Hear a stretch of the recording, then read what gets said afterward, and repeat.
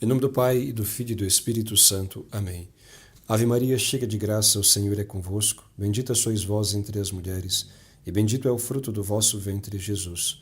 Santa Maria, Mãe de Deus, rogai por nós, pecadores, agora e na hora da nossa morte. Amém. Nossa Senhora, Rainha dos Corações, rogai por nós. Em nome do Pai, e do Filho e do Espírito Santo. Amém. Meus amados irmãos, 17º domingo do tempo comum. A liturgia nos apresenta esta meditação sobre o reino de Deus e as disposições que nós devemos ter para que nós possamos herdar o reino dos céus. Na primeira leitura, Salomão vai nos falar, vai nos narrar no livro de Reis, capítulo 3, esta visão que ele teve em sonho, quando Deus lhe apareceu e lhe disse algo que é formidável. Deus disse: pede-me o que quiseres e eu te darei.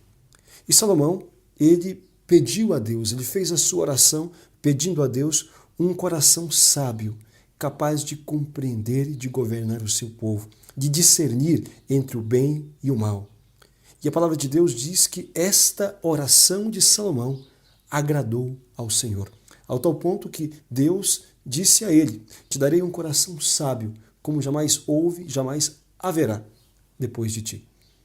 E esta deveria ser também a oração de muitos pais de família, de muitos sacerdotes e de todas aquelas pessoas que têm debaixo da sua autoridade pessoas, grupos, um rebanho inteiro, o qual deve conduzir ao bem e à felicidade eterna.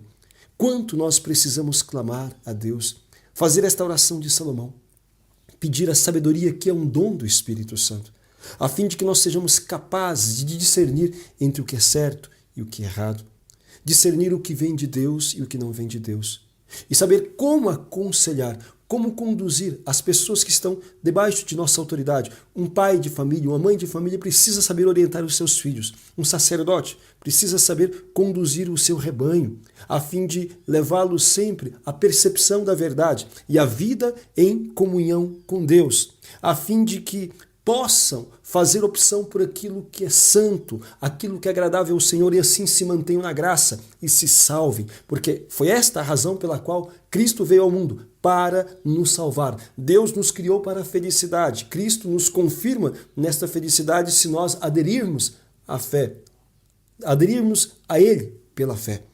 Nós seremos capazes de dizer aquilo que diz o salmista, se nós tivermos um coração sábio e tivermos na lei de Deus a nossa alegria, a nossa herança. Seremos capazes de dizer isto: esta é a parte que escolhi por minha herança, observar vossas palavras, ó Senhor.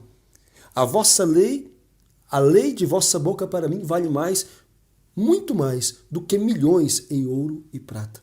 Quantas pessoas seriam capazes de dizer isto sendo verdadeiras? Quantos cristãos hoje seriam capazes de dizer isto? Que a lei de Deus vale para eles muito mais do que milhões em ouro e prata? Quantos seriam sinceros ao dizer uma frase, ao fazer uma oração como esta? Muito poucos, porque infelizmente muitos têm vendido, têm desprezado a graça de Deus e a palavra de Deus por tão pouco. Muitos não têm levado em conta os grandes apelos que Deus nos faz na sua palavra, o chamamento que Ele nos faz à conversão, à vivência de acordo com a sua lei e os seus mandamentos. A maior parte das pessoas simplesmente ignoram, desconhecem e, nas vezes poucas que conhecem, não fazem questão de seguir o que Deus lhes pede. São poucos aqueles que, de fato, seguem, se esforçam para seguir a lei de Deus e viver em comunhão com Ele. Por isso, nós temos essa situação atual na sociedade, e também dentro de nossas famílias, e também dentro da igreja. Toda esta confusão e desorientação advém do desprezo a Deus e à lei de Deus, do desconhecimento da verdade, da falta de sabedoria daqueles que formam as famílias, daqueles que conduzem os rebanhos, sejam bispos ou sacerdotes. Por causa disto que o povo tem se perdido. A palavra de Oséias, no capítulo 4, versículo 6. O meu povo se perde por falta de conhecimento. Nunca foi tão atual. Nunca foi tão atual esta palavra. Nunca ela teve tanta força e expressão como agora. O meu povo se perde por falta de conhecimento, falta pastoreio, falta o cuidado desde o berço, porque os pais se paganizaram, mudaram a verdade de Deus pelas coisas mundanas. Não buscam guiar-se por aquilo que diz a palavra, mas pelas máximas do mundo. Guiam-se pelas ideias que todos os dias são lançadas, seja pela televisão, seja pelos formadores, entre aspas, de opinião, sejam por estes todos que substituem a Cristo em suas vidas, como gurus para a sua formação e orientação, dando conselhos que vão em contra a palavra de Deus, mas que estas pessoas, ou por fraqueza ou por desconhecimento, acabam por seguir, por não valorizarem aquilo que diz o reino, aquilo que diz o Senhor, falando do reino dos céus. Vai dizer o Evangelho, é curioso, as 3 parábolas que Jesus hoje narra, 2 delas mostram as disposições, mostram como deve ser a atitude daquele que encontra a palavra do Senhor. E a última parábola, a terceira, mostra na perspectiva do Criador como será o reino dos céus, como será o juízo no último dia. É interessante, o reino dos céus, vai dizer Jesus, é como um tesouro escondido no campo. Um tesouro escondido no campo. Um homem o encontra e, cheio de alegria, vai e vende todos os seus bens e compra aquele campo. Chama a atenção esta palavra, cheio de alegria. Vai e vende todos os seus bens e compra aquele campo. Quando uma pessoa encontra a alegria da graça de Deus, quando alguém compreende a razão pela qual Deus o criou, quando alguém compreende o que é a Santíssima Eucaristia, a graça, a paz que advém desta vida em comunhão com o seu Senhor, ela não pensa 2 vezes.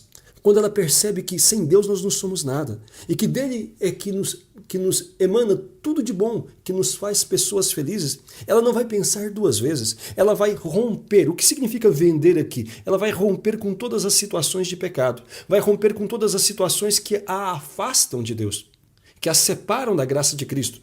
Se ela está vivendo amancebada, junto sem ser casada, ela vai se casar. E se o seu companheiro ou companheira não quer se casar, ela vai separar os quartos, as camas ou simplesmente separar da pessoa também. Mas ela não vai querer mais manter uma situação de adultério que a impede de confessar e de receber Jesus na Eucaristia. Se aquela pessoa, se ela está vivendo no mundo de drogas ou no mundo de prostituição ou de bebedeira, ela vai romper com aquele vício, porque ela sabe que esse tipo de atitude a faz perder a graça e a comunhão com Deus. Ela encontrou o tesouro, a alegria da vida na comunhão com Cristo. Ela não quer mais nada em sua vida que a separe de Deus. Sejam amizades, sejam pessoas, sejam situações, sejam prazeres que o mundo proporciona. Se aquele prazer a separa de Deus, ela não o quer desfrutar, porque ela sabe que é ilusório, é enganador e que, no fundo, a verdadeira alegria advém desta comunhão com o seu Senhor. Se aquela pessoa, se ela está vivendo na preguiça e por isso mesmo não vai à missa dominical, por isso mesmo não reza, por isso mesmo não tem disposição para servir o seu próximo, ela vai romper com aquela preguiça. Ela vai se esforçar de ser mais diligente, de fato de ser mais devota, de ir à missa todos os domingos, de buscar rezar o seu terço todos os dias e colocar-se a serviço dos irmãos, na comunidade, fazendo aquilo que está ao seu alcance, para proporcionar aos outros também ali o que é necessário para o seu bem e sua felicidade, espiritual e materialmente falando. Se aquela pessoa, ela está em uma ideologia, em um tipo de organização, partido ou comunidade que seja, que tem ideias contrárias àquilo que ensina a palavra de Deus, aquela pessoa vai romper com aquilo. Se ela estava inscrita num partido socialista, comunista, enfim, que defende valores contrários à nossa fé, ela vai se desfiliar, porque ela compreendeu que ela não pode servir a 2 senhores, que ela precisa romper com o que a impede ser uma cristã autêntica e verdadeira, e assim não estar em uma situação de contradição com o Evangelho de nosso Senhor Jesus Cristo. E ela vai fazer isso com alegria, vai dizer aqui. Vai fazer com alegria. Mesmo que ela haja coisas e situações que ela tenha dificuldade de romper. Ela tem dificuldade de romper com a pornografia da qual ela era escrava. Ela tem dificuldade de romper com as novelas que são condenadas por Deus porque escarnecem da nossa fé. Ela tem dificuldade de deixar as más amizades, as más companhias que a ajudavam a entrar nos vícios da bebedeira, da homossexualidade, do pecado contra a castidade e assim por diante. Ela tem dificuldade de se afastar dos ambientes que antes, nos quais antes ela convivia. Mas por amor a Cristo, pelo desejo de viver em comunhão com Ele, pela alegria de recebê-lo na Eucaristia e pela perspectiva de planificar esta felicidade no céu, ela terá forças. E ainda que ela tenha dificuldade, ela sentirá muito mais alegria na vida em comunhão com Deus do que em todos aqueles prazeres ou companhias que antes lhe separavam de Cristo.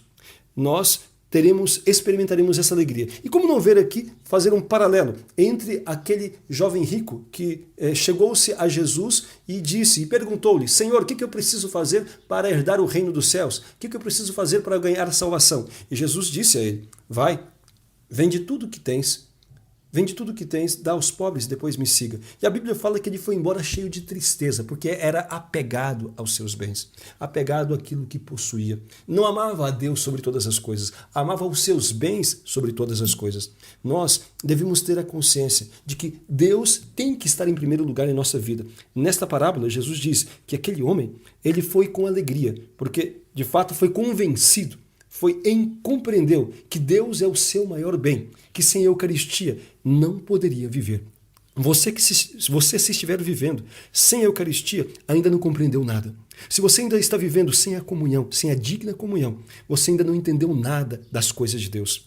Aquelas pessoas que não vivem na comunhão na carne e no sangue de Cristo, como ele mesmo disse, não podem herdar a vida eterna. Como está escrito no Evangelho, capítulo 6 do Evangelho escrito por São João, 51 seguintes, Jesus é quem declara isto: quem não come minha carne, quem não bebe meu sangue, não terá a vida eterna. Este tesouro escondido no campo, é o tesouro escondido no sacrário, é o tesouro que está ali, escondido, mas à disposição de todos aqueles que o querem amar de verdade. É o que nós devemos buscar para a nossa vida. Nós não devemos viver sem o Senhor. Como diziam aqueles mártires de Cartago, citados pelo Papa João Paulo II na sua encíclica Ecclesia de Eucaristia Vivit, a Igreja vive da Eucaristia. Eles diziam, quando foram instados a abandonar a sua fé, para poder então queimar incenso aos deuses romanos, sob pena de morrerem, eles diziam: sine dominica não possamos, sem o domingo nós não podemos, sem a Eucaristia nós não podemos viver. Este é o tesouro que nós precisamos redescobrir e apresentar também aos nossos irmãos, para que seja este sustento, esta força em nossa caminhada. É o tesouro que está à disposição de todos aqueles que querem amar a Deus de verdade e perseverar na graça e na comunhão com Ele. Com alegria, nós renunciaremos àquilo que nos separa de nosso Senhor, a fim de nos mantermos na graça e na comunhão com Deus. O reino dos céus, vai dizer Jesus, é como um mercador de pérolas. A mesma dinâmica, o mesmo princípio. Um mercador de pérolas preciosas, que encontrando uma pérola mais preciosa, de grande valor, vendeu tudo o que possuía para ficar com aquela pérola. Podemos ver nisto aqui aquelas pessoas que estão buscando já a verdade, né? Aqueles que às vezes vão de religião em religião, de seita em seita, enfim, estão buscando. Mas quando encontram aquela que tem maior valor, quer dizer, aquela que é a autêntica, aquela que é mais preciosa do que todas as outras, a única religião deixada por Deus nosso Senhor, a única igreja fundada por nosso Senhor Jesus Cristo, a Igreja Católica, que possui a Santíssima Eucaristia, que possui todos os sacramentos e os meios de santificação, ela vai então deixar todas as outras falsas ideias, todos os erros, e vai buscar manter-se na fé e na graça, para sempre receber Jesus na Santíssima Eucaristia. E por fim vai dizer aqui, o reino dos céus é ainda como uma rede lançada ao mar, em que se apanha peixes de todo tipo. Aqui já é a descrição de uma parábola na visão do Criador, na visão de nosso Senhor, que a rede será lançada, aqui é o juízo, todos serão chamados a juízo, e serão separados os peixes bons dos peixes que não prestam. Os bons serão recolhidos no cesto, no reino dos céus, e os outros serão lançados fora. Assim acontecerá, Jesus diz, assim acontecerá no fim dos tempos, que os anjos de Deus separarão os bons dos maus, os que perseveraram na graça daqueles que desprezaram a palavra do Senhor.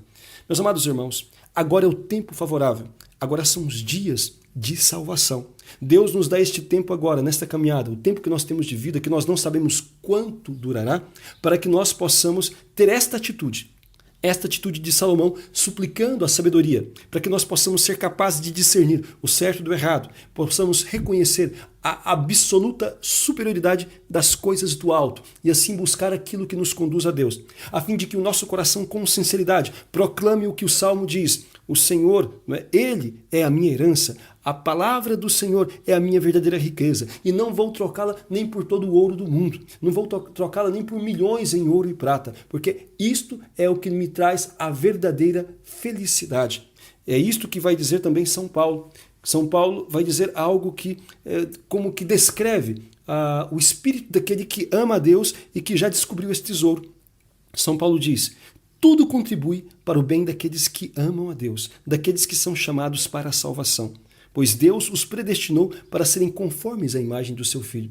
A pessoa que é espiritual, a pessoa que tem em Cristo o seu maior tesouro, ela sabe enxergar os acontecimentos da vida, ainda que sejam sofrimentos, doenças, ainda que sejam provações difíceis, como meios para o seu crescimento e para a sua santificação. Não fica na lamuriação, na lamentação, mas busca fazer de tudo motivo para o seu crescimento.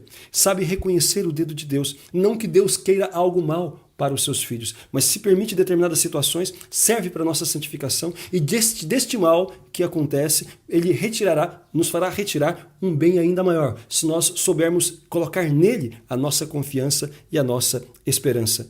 Meus amados irmãos, bem-aventurados, felizes são aqueles que, deixando tudo o que os separam de Deus, tomam a decisão de viverem na graça do Senhor, buscando, portanto, a confissão, o retorno a esta comunhão com Jesus e perseverando na Eucaristia. Peçamos à Santíssima Virgem esta grande graça a todos nós e a todos os nossos irmãos. A graça de buscarmos sempre viver nesta comunhão com Deus, afastando de nós, da nossa vida, de nossa família, aquilo que nos atrapalha a viver na plenitude deste amor do Senhor. Louvado seja nosso Senhor Jesus Cristo.